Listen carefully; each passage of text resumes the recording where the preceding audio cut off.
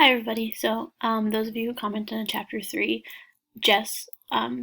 Leslie totally reminded me of Sistine, which is why I asked that question. The sassiness, the different outfits heading into school totally remind me of Sistine from Tiger Rising. So I'm glad you also thought that, and I'm not crazy for thinking that.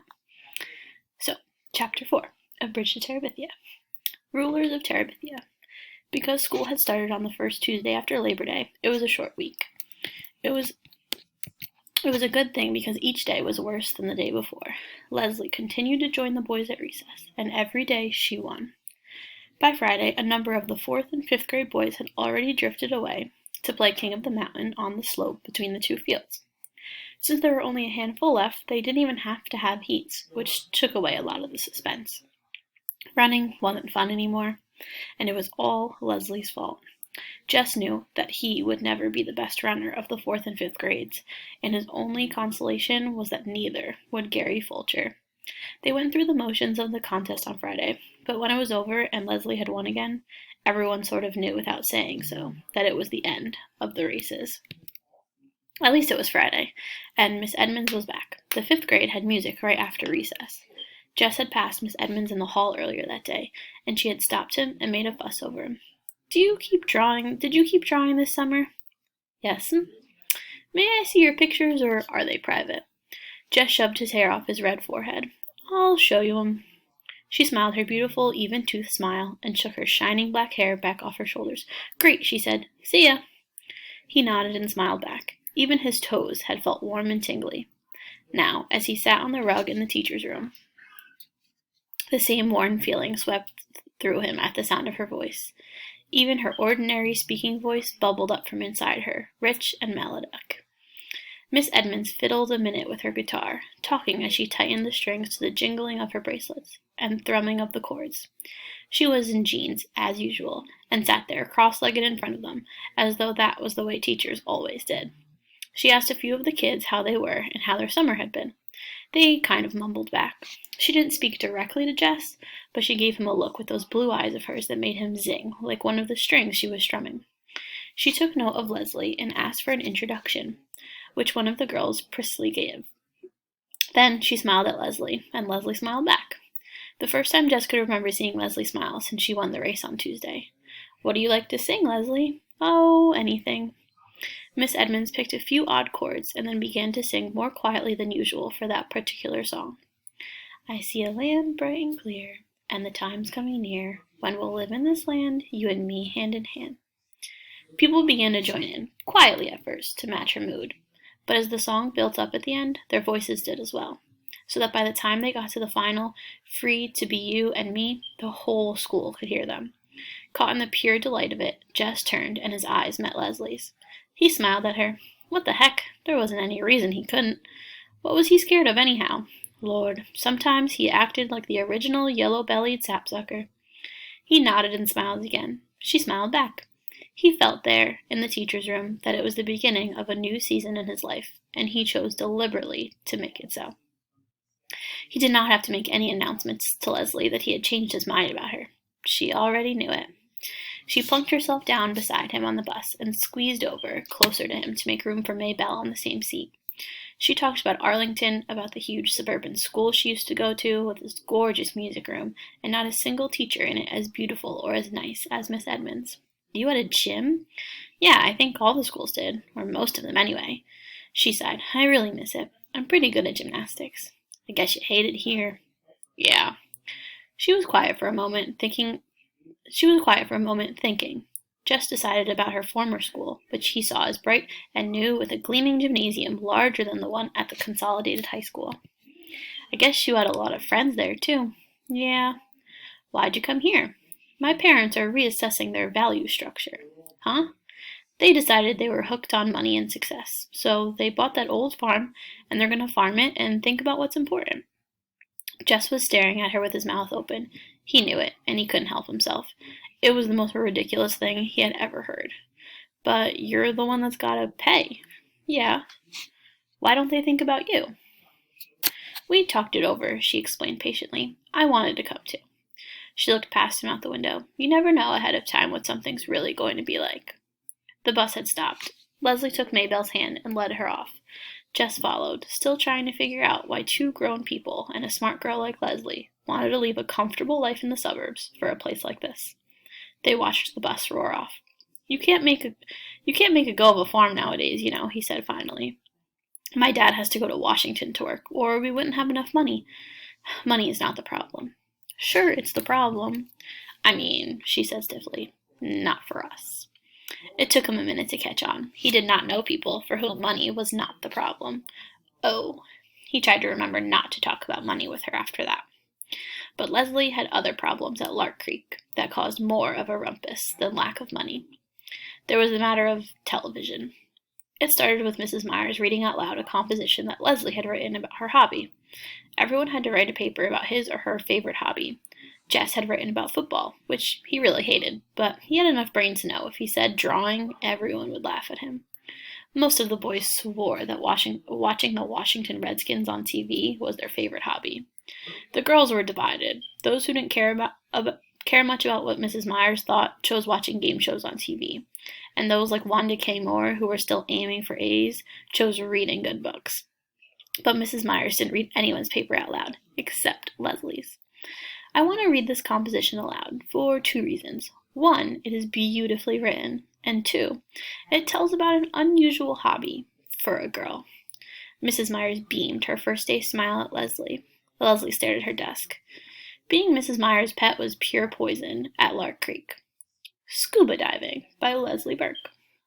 Mrs. Myers' sharp voice cut Leslie's sentences into funny little phrases, but even so, the power of Leslie's words drew Jess with her under the dark water. Suddenly, he could hardly breathe. Suppose you went under and your mask filled all up with the water and you couldn't get to the top in time. He was choking and sweating. He tried to push down his panic. This was Leslie Burke's favorite hobby. Nobody would make up scuba diving to be their favorite hobby if it wasn't so. That meant Leslie did it a lot, that she wasn't scared of going deep down in a world of no air and little light. Lord, he was such a coward. How could he be all in a tremble just listening to Mrs. Myers read about it? He was worse a baby than Joyce Ann. His dad expected him to be a man, and here he was letting some girl, who wasn't even 10 yet, scare the liver out of him, just by telling what it was like to sightsee underwater. Dumb, dumb, dumb. I am sure, Mrs. Myers was saying, that all of you were as impressed as I was with Leslie's exciting essay. Impressed? Lord, he nearly drowned. In the classroom, there was a shuffling of feet and papers. Now I want to give you a homework assignment. Muffled groans. That I'm sure you'll enjoy. Mumbles of unbelief. Tonight on Channel 7 at 8 p.m., there's going to be a special about a famous underwater explorer, Jacques Cousteau. I want everyone to watch. Then write one page telling what you learned. A whole page? Yes. Does spelling count? Doesn't spelling always count, Gary? Both sides of the paper? One side will be enough, Wanda K., but I will give extra credit to those of you who do extra work. Wanda K. smiled primly. You could already see 10 pages taking shape in her pointy head. Mrs. Myers? Yes, Leslie. Lord, Mrs. Myers was liable to crack her face if she kept smiling like that.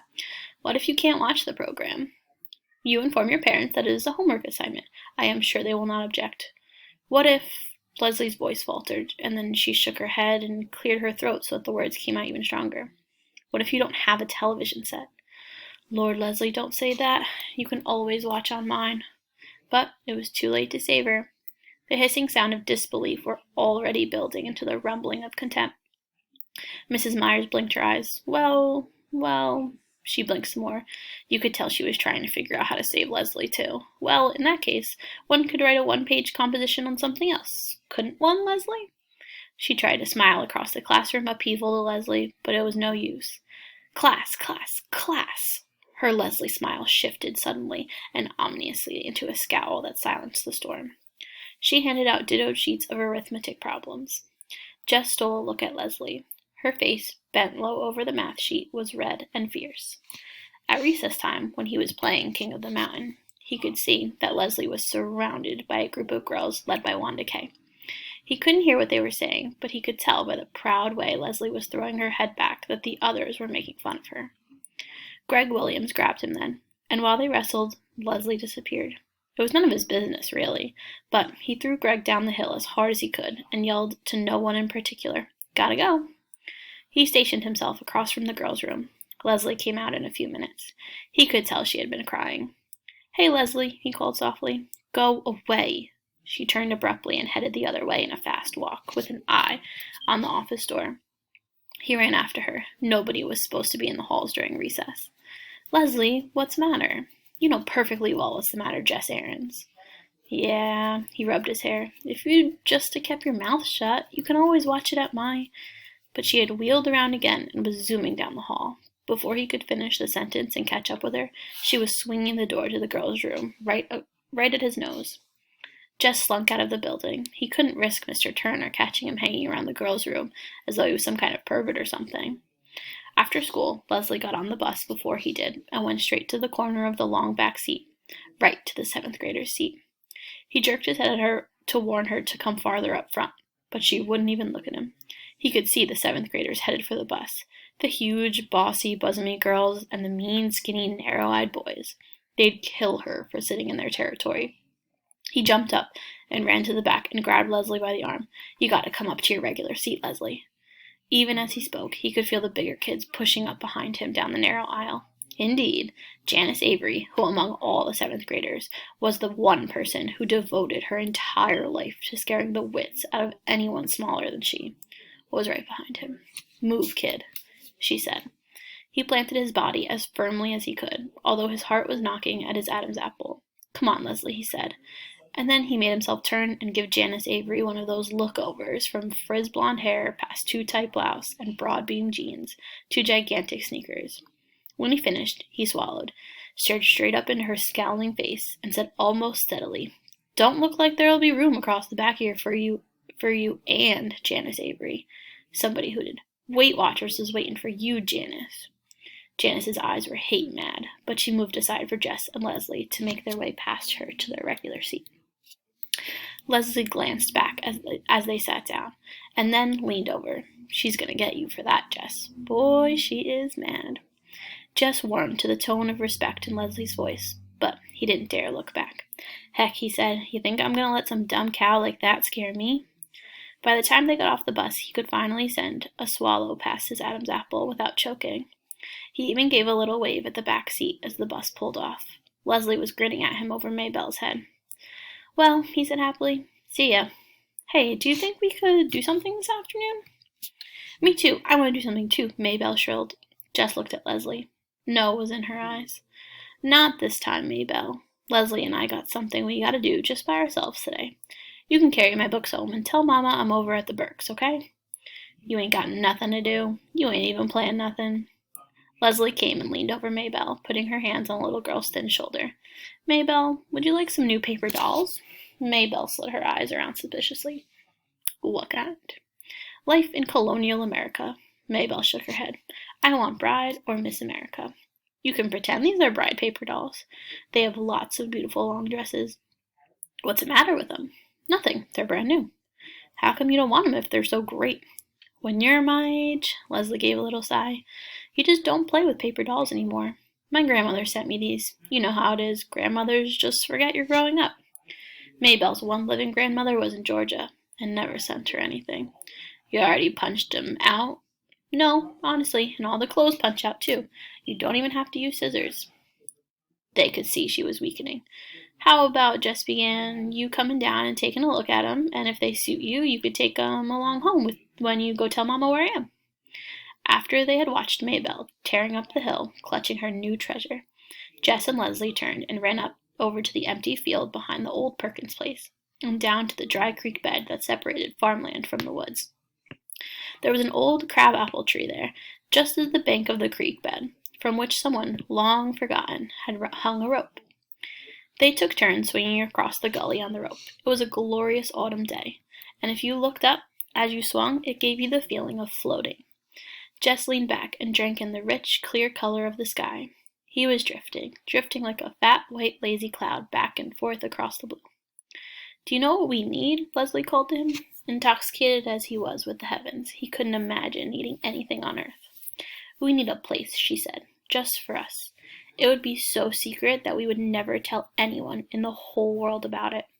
Jess came swinging back and dragged his feet to stop.